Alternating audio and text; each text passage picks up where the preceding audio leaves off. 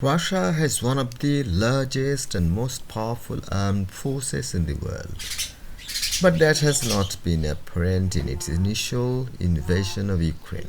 Many military analysts in the West have been surprised by its performance on the battlefield so far, with one describing it as dismal.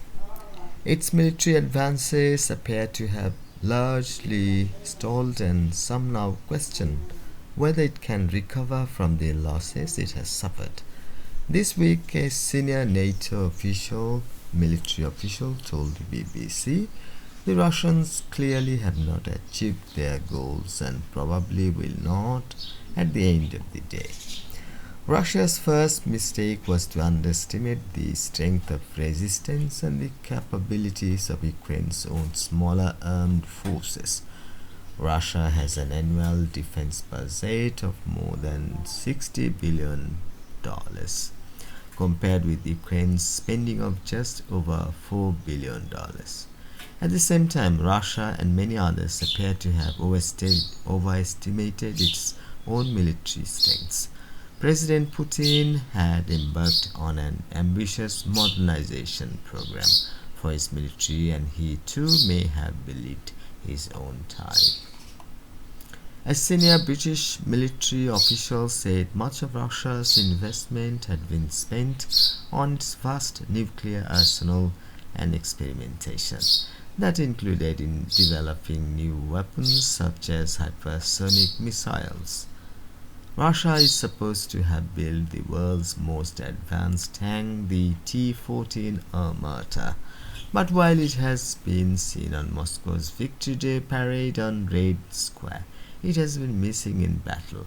Most of what Russia has fielded are older T-72 tanks, armored personnel carriers, artillery, and rocket launchers.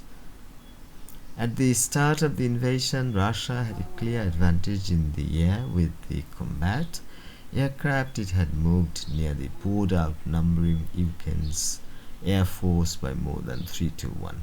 Most military analysts assumed the invading force would quickly gain superiority in the air, but it has not. Ukraine's air defenses are still proving effective in limiting Russia's ability to maneuver.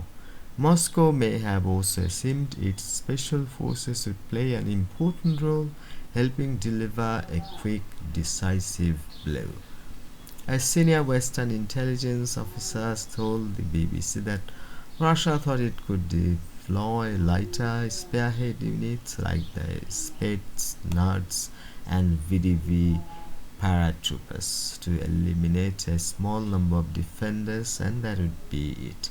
But in the first few days, the helicopter assault on Hostomel airport just outside Kiev was repelled, denying Russia an air bridge to bring in troops, equipment, and supplies.